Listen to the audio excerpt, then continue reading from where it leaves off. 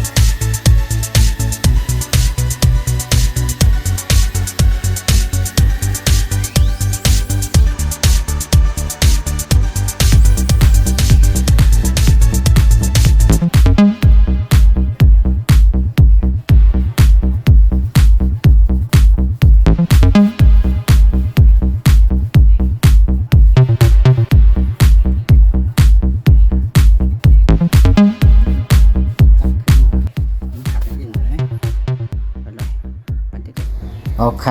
หลังจากสักเดียวก็เตะไรหมอกข้างในค่ะนะ